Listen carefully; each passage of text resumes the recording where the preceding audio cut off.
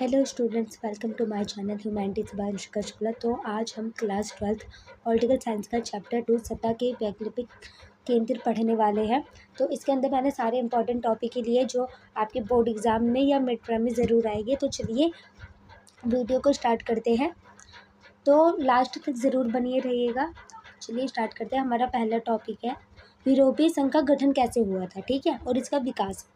तो पहले आप ये देखते हैं, आज यूरोपीय संघ में 27 देश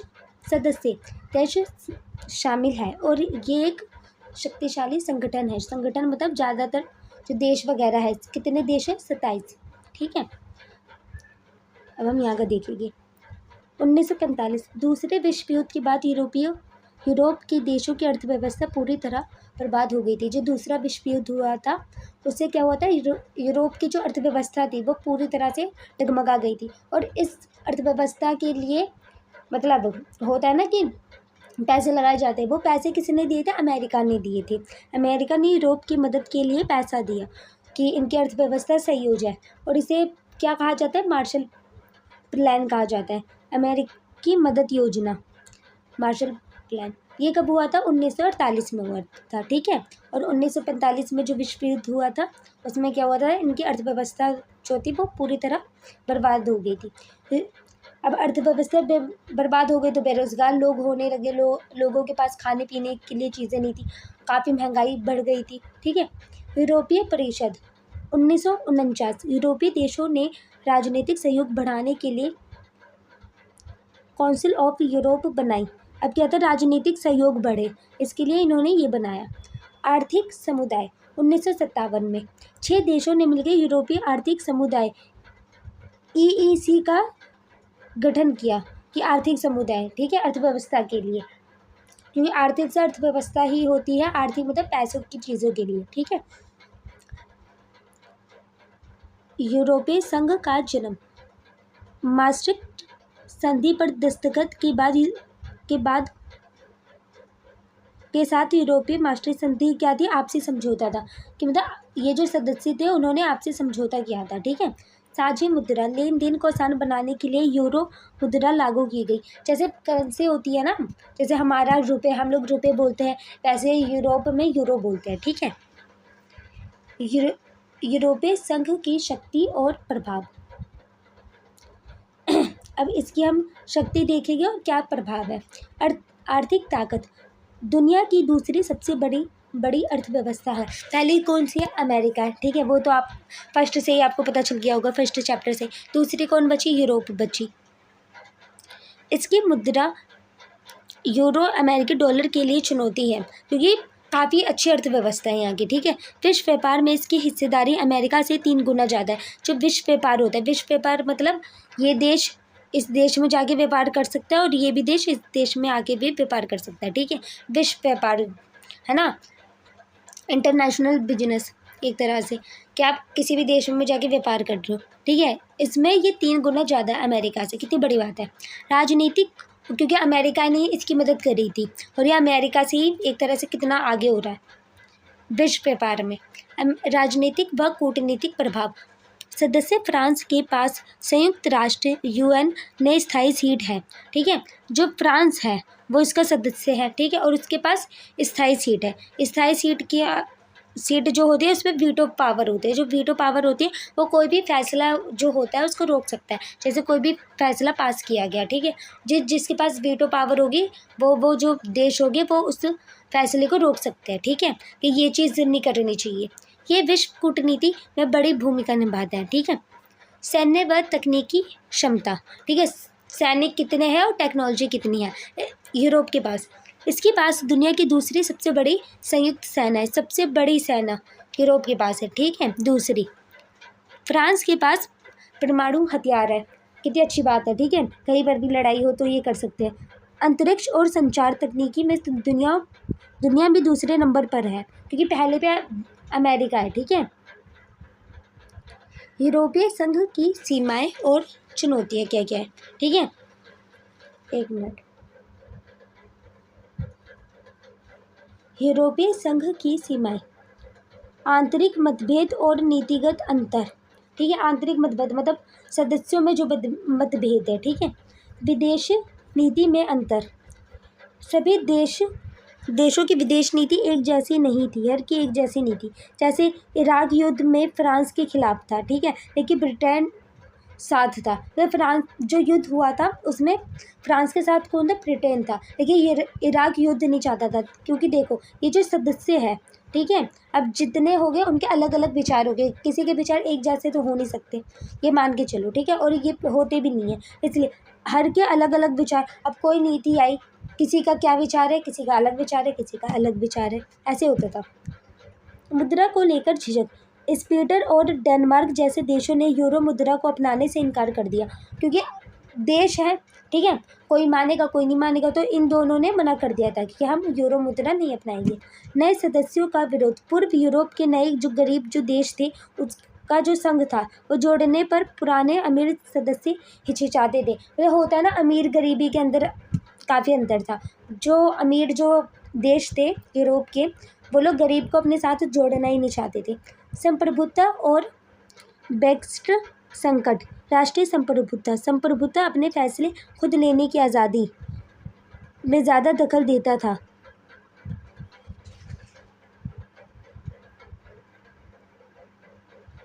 इसमें क्या है, क्योंकि हर को ये है कि हमारी बातें सुनी जाए, हमारी बातें सुनी जाए, इसलिए ब्रेक्सिट 2020। ब्रिटेन ने 2020 में यूरोपीय संघ छोड़ दिया, ठीक है, इन्होंने 2020 में यूरोपीय संघ छोड़ दिया था इस देश ने, जिससे संघ को बड़ा झटका लगा, क्योंकि देखो हर की अलग अलग विचारधाराएं होती है। राष्ट्रवाद का उभार। सदस्य देशों के लोग अब अपनी राष्ट्रीय पहचान को ज़्यादा तवज्जो दे रहे थे। हर को क्या था कि हमें अपनी पहचान चाहिए, ठीक है, जैसे इंडिया की पहचान है, ठीक है, झंडा। अब अमेरिका की पहचान है, तो हर जो राष्ट्र था वो अपनी अपनी पहचान चाहता था, ठीक है। जैसे भारत है, भारत में देखा पहले पाकिस्तान था, लेकिन पाकिस्तान को अलग पहचान चाहिए थी, ठीक है, ऐसे मान के चलो। आसियान गठन, उद्देश्य और कार्यप्रणाली। एक मिनट, और ये काफ़ी इंपॉर्टेंट है, ये अक्सर आता है, इसे लिख दो। गठन कब हुआ था? 1967। दक्षिण पूर्वी एशिया के 5 देशों ने बैंकॉक घोषणापत्र पर दस्तखत करके आसियान बनाया। 5 देशों ने बैंकॉक घोषणापत्र पर साइन किया था, तब जाके ये आसियान बना, ठीक है। संस्थापक देश 5 थे: इंडोनेशिया, मलेशिया, फिलीपींस, सिंगापुर और थाईलैंड। ये आपको नाम याद रखना है। कुल सदस्य कितने थे? बाद में Brunei, Vietnam, Laos, Myanmar, Cambodia भी इसमें शामिल हुए थे। तो बाद में कितने शामिल हुए? 5। तो 5 10 हो गए।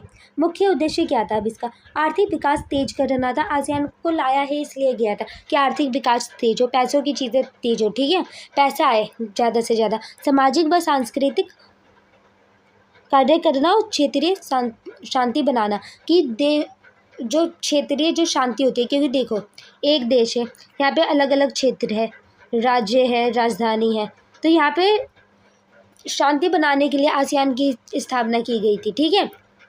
आसियान क्या था? अनौपचारिक। औपचारिक क्या होता है? प्रोफेशनल, ठीक है, ऑफिशियल जो चीज़ें होती हैं। और अनौपचारिक क्या होता है? आपके जैसे भाई बहन, ये सारी चीज़ें आ गई, ठीक है, मतलब जिनसे हमारा कोई ना कोई रिश्ता होता है। तो शांति बनाने के लिए क्या चाहिए होता है? क्या प्यार से चीज़ें करें, ठीक है, और वो ही था आसियान शैली। अनौपचारिक, टकराव रहित और बातचीत से मामले सुलझाने का अनोखा तरीका। इसमें क्या था? अगर 2 क्षेत्र की लड़ाई भी हो गई, ठीक है, क्योंकि काफ़ी राज्य है, तो ये क्या था? ये बातचीत से मामला सुलझाता था। ये नहीं कि युद्ध, क्योंकि अगर देश में ही युद्ध चल रहा है तो कोई ये राज्य ख़त्म हो जाएगा, कभी ये राज्य ख़त्म हो जाएगा, ठीक है। तो इसलिए आसियान को लाया गया था कि देश जो है उसमें शांति बनी रहे। संप्रभुता का समान। कोई भी देश एक दूसरे के आंतरिक मामलों में दखल नहीं देता। इसमें क्या था कि कोई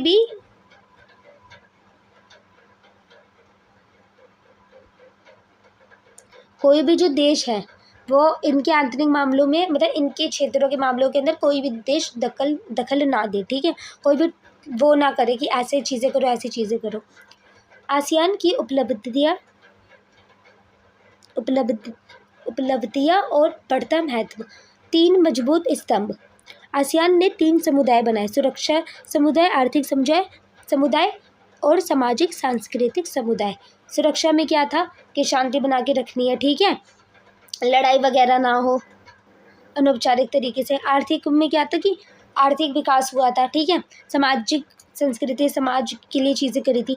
आसियान क्षेत्रीय मंच 1994 देशों की सुरक्षा और विदेश नीति में समन्वय बिठाने के लिए 1994 में एआरएफ बनाया गया, ठीक है, कि देशों की सुरक्षा भी और विदेशी नीति के लिए भी चीज़ें करी गई थी। मुक्त व्यापार क्या होता है कि कोई भी देश किसी भी देश में जाके अपना व्यापार कर सकता है, ठीक है।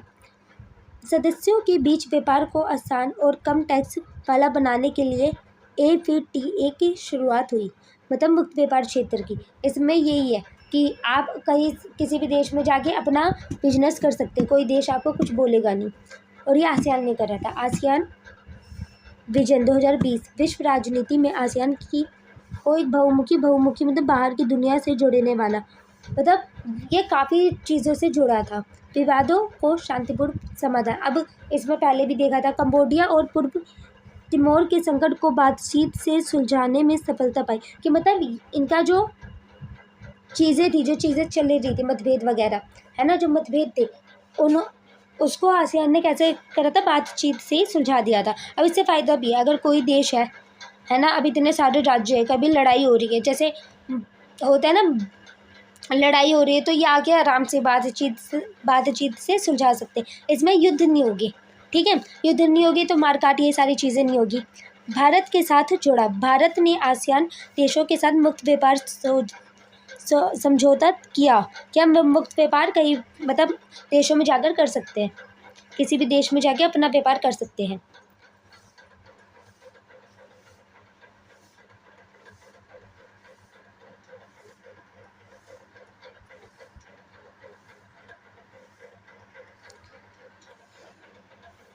भारत की एक्ट ईस्ट नीति, भारत अपनी एक्ट ईस्ट पॉलिसी के तहत आसियान को सबसे महत्वपूर्ण साझेदार मानता है, कि आसियान जो आया है वो सबसे इम्पोर्टेंट है, क्योंकि देखो इससे काफ़ी चीज़ें सही है। एक तो लड़ाई वगैरह कम होगी, ठीक है, मतभेद अगर है तो वो सुलझ रहे हैं, आर्थिक विकास भी हो रहा है, ठीक है, क्योंकि ये काफ़ी अनौपचारिक तरीके से करते हैं।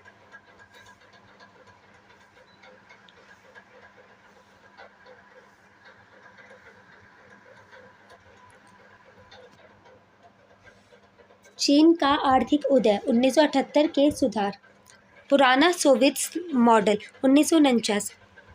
शुरुआत में चीन ने खेती और उद्योग पूरी तरह सरकार के नियंत्रण में रखे, जिससे विकास धीमा था। एक मिनट, इन्होंने स्टार्टिंग में क्या करा था, पुराना जो सोवियत जो मॉडल था 1949 का टाइम, जो खेती वगैरह थी और जो उद्योग थे, ठीक है, उद्योग से पैसे वगैरह व्यापार वगैरह की जो चीज़ें थी वो सारा इन्होंने सरकार को ही रखा था, ठीक है, जिससे विकास जो था वो कम हो रहा था, ठीक है। आधुनिकीकरण, प्रधानमंत्री चाउ एन लाई ने कृषि उद्योग सेना और विज्ञान के विकास को प्रस्ताव रखा, कि इन्होंने क्या करा, कृषि भी करी के लिए भी बताया, उद्योग के लिए भी बताया, सेना के लिए भी, तो अपनी अपनी चीज़ें बताई चाउ एन लाई ने, ठीक है।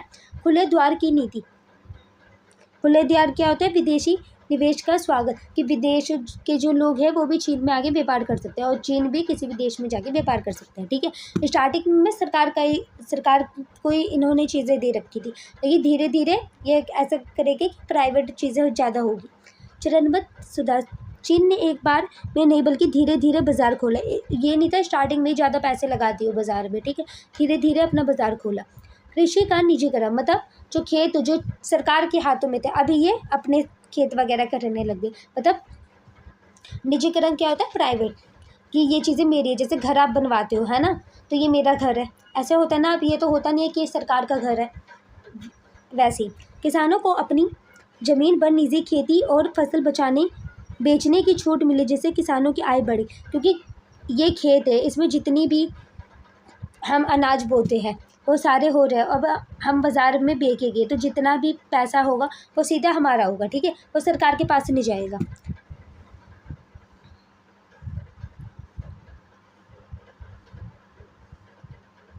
विशेष आर्थिक क्षेत्र, विदेशी कंपनियों को उद्योग लगाने के लिए टैक्स में छूट वाले क्षेत्र बनाए, कि टैक्स में छूट भी दी गई थी कि जिससे विदेशी जो कंपनियां हैं वो उद्योग लेके आए चीन में। ठीक है, ये बहुत सारी चीज़ें होती है जो एक ही राज्य में नहीं उगेगी या फिर एक ही देश में नहीं उगती। जैसे ये देश है ना, कहीं पे कोई चीज़ अच्छी है, कहीं पे कोई चीज़ अच्छी है। ठीक है, ऐसे ही बहुत सारी चीज़ें होती है जो हमारे देश में नहीं है, बाहर के देशों में होता है, तो वो बाहर के देश हमारे देश में आते हैं। तो ऐसे ही चीन के साथ भी था, चीन भी व्यापार करता था, चीन ने धीरे धीरे से व्यापार करा था। ठीक है, और विदेशों वालों को भी आने दिया था। दुनिया का कारखाना, चीन का बढ़ता वैश्विक प्रभाव, कि विश्व का जो वैश्विक जो प्रभाव था, ठीक है, वो कैसे बढ़ रहा था। दुनिया का कारखाना, सस्ते श्रम क्या होता है, मजदूर होते सस्ते मजदूर थे, और विशाल कारखानों मतलब बहुत बड़ा, जैसे फैक्ट्री वगैरह मान के चलो, के कारण चीन वर्ल्ड फैक्ट्री बना। ठीक है, कि फैक्ट्री इतनी बड़ी बड़ी थी और सस्ते मजदूर थे। इस देश में चीनी सामान की भारी खपत है, कि मतलब चीनी सामान बहुत था। बेल्ट एंड रोड पहल, BRI सड़कों व बंदरगाहों का नेटवर्क जोड़ रहा था। अब इसमें क्या है, जो सड़क थे और जो बंदरगाह थे, ठीक है, उसके जो नेटवर्क थे वो जुड़ रहे थे। अब बंदरगाह क्या होता है, जैसे ये समुद्र है या फिर ये नदी, आप कुछ भी मान के चलो, यहाँ कोई भी सामान लादा गया कि इस देश में जाके देना है, अब इस देश में ये उतर गया, तो ये जो कोना होता है इसे बंदरगाह बोलते हैं, मतलब जहाँ पे सामान उतारा जाता है। ठीक है, अरबों डॉलर का निवेश कर रहा था, अरबों डॉलर का मतलब चीज़ें भी बच रही थी। ठीक है, वैश्विक मददगार व शक्ति, 1997 की एशियाई संकट में पड़ोसियों की आर्थिक मदद की, जो पड़ोसी जो देश थे उसकी आर्थिक मदद भी की थी।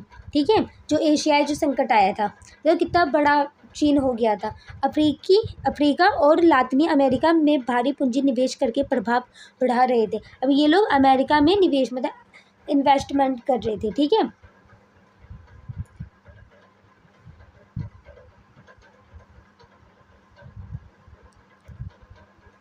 भारत चीन संबंध, ऐतिहासिक पृष्ठभूमि। अब हम ये देखेंगे विवाद वगैरह। शुरुआती दोस्ती का दौर, अब स्टार्टिंग में तो भारत और चीन की तो बहुत अच्छी दोस्ती थी।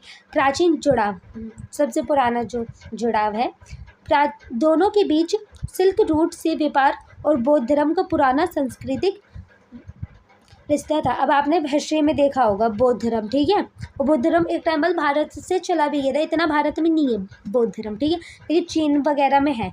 अब इनका जुड़ाव कैसे हुआ, एक तो सिल्क रूट का जो व्यापार था उससे हुआ, ठीक है, और एक बौद्ध धर्म से हुआ। ठीक है, हिंदी चीनी भाई भाई, आज़ादी के बाद दोनों देशों ने बहुत गर्मजोशी से रिश्ते शुरू किए, मतलब काफ़ी अच्छे से दोनों के रिलेशन थे। पंचशील समझौता 1954, शांतिपूर्व साथ रहने के 5 सिद्धांतों पर नेहरू और चौअनलाई ने दस्तखत किए। 5 सिद्धांत थे और उन पे क्या था, चौअनलाई और नेहरू जी ने साइन भी किया था। ठीक है, कि हम शांतिपूर्वक रहेंगे।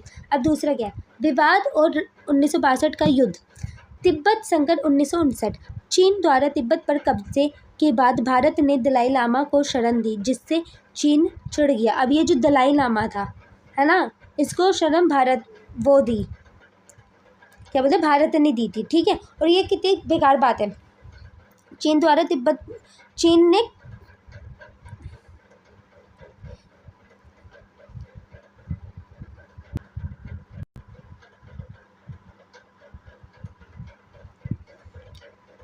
अब इसमें क्या था, जो चीन द्वारा जो तिब्बत पर जो कब्जा हुआ था उसमें जो भारत था उसने दलाई लामा को अपने देश में आने दिया था, इससे चीन चिढ़ गया था। सीमा विवाद क्या है, लद्दाख की अक्साई चीन और अरुणाचल प्रदेश नेफा की सीमा पर दावेदारी हुई थी। ठीक है, 1962 का युद्ध हुआ था, चीन ने भारत पे हमला किया, चीन के पास ज़्यादा चीज़ें थी। ठीक है, और भारत को हार मानना पड़ा। अब इससे जो इनके जो रिलेशन था वो ठप हो गया। ठीक है, ख़त्म हो गया एक तरह से। भारत चीन संबंध 1988 के बाद सुधार और सहयोग। अब हम इसका संबंध देखेंगे कि क्या सुधार हुआ और क्या सहयोग हुआ। ठीक है, राजीव गांधी की चीन यात्रा 1988, प्रधानमंत्री जो राजीव गांधी जो थे, राजीव गांधी की यात्रा से ठप पड़े रिश्तों में नया मोड़ आया, जो ख़त्म हो गया था एक तरह से, जो हमारा रिलेशन चीन के साथ खराब हो गया था। सीमा पर शांति समझौता 1993, दोनों देशों ने LAC वास्तविक नियंत्रण रेखा निर्धारित किया था। ठीक है, कि ये रेखा है, और शांति समझौता भी हुआ था कि ये देश उस देश पे हमला नहीं करेगा, वो देश इस देश पे हमला नहीं करेगी। भारत में भारी बढ़ोतरी 1991 के बाद द्विपक्षीय व्यापार, ठीक है, दोनों तरफ से जो व्यापार होता है वो तेज़ी से बढ़ा और चीन भारत का बड़ा व्यापारिक साझेदार बना। जो चीन था वो भारत का बहुत बड़ा व्यापारिक साझेदार, मतलब एक तरह से बिजनेस चीज़ें वगैरह होने लग गई, ठीक है। काफ़ी अच्छा इनका व्यापार भी हुआ। इसलिए आप देखते होंगे चीन की बहुत चीज़ें हैं भी, जैसे नूडल्स वगैरह चीन के ही होते हैं ज़्यादातर, वहीं बने हैं, ठीक है, भारत के लोग भी तक खाते हैं। वैश्विक मंचों पर सहयोग, ब्रिक्स, SCO और G20 जैसे अंतर्राष्ट्रीय मंचों पर दोनों देश मिलकर काम करते हैं। ऐसा नहीं कि एक ही काम करता है, दोनों देश मिलकर काम करते हैं, ठीक है। दोस्ती हो गई थी। वैज्ञानिक व सांस्कृतिक आदान प्रदान, मतलब टेक्नोलॉजी भी आई जा रही है, दी जा रही है, और सांस्कृतिक भी, ठीक है। जैसे बौद्ध धर्म चला गया था, ठीक है, और पर्यटन से हम लोग मतलब जा सकते हैं। शिक्षा और ऊर्जा के क्षेत्र में भी सहयोग बढ़ा, ठीक है। हालिया सीमाई तनाव, एक मिनट, डोकलाम 2017 और गलवान घाटी 2020 में हिंसक झड़प में से रिश्तों में तनाव आया। ये जो था डोकलाम 2017 और गलवान घाटी, अब इसमें हिंसक चीज़ें हुई थी, मतलब मारपीट वगैरह। अब इससे क्या हुआ था, जो रिश्ता था उसमें तनाव आया। अब निष्कर्ष क्या निकलता है, दोनों देश प्रतिस्पर्धा, मतलब कंपटीशन जो होता है, और सहयोग दोनों साथ साथ चला रहे हैं, मतलब कंपटीशन भी है और सहयोग भी है।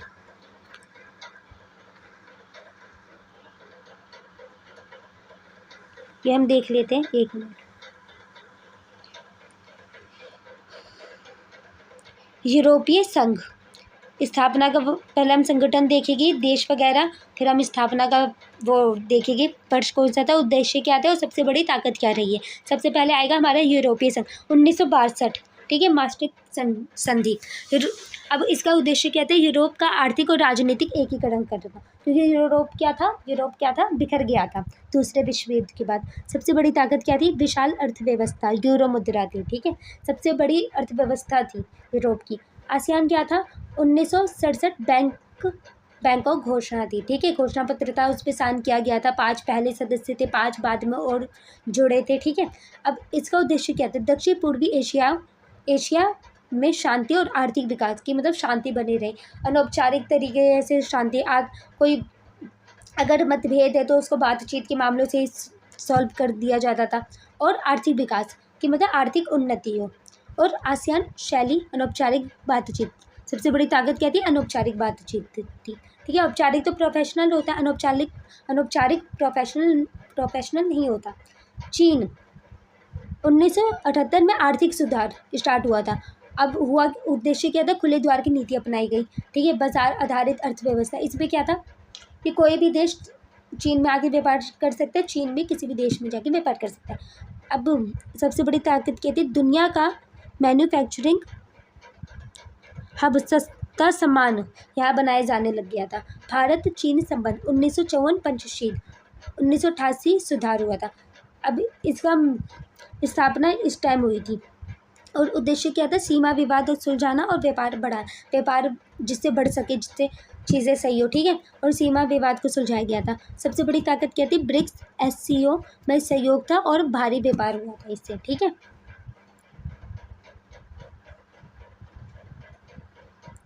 तो स्टूडेंट्स, चैप्टर यहीं ख़त्म होता है। अगर मेरी वीडियो पसंद आई हो तो लाइक करें, शेयर करें, चैनल को सब्सक्राइब करना ना भूलें। मैं मिलूँगी नेक्स्ट वीडियो में।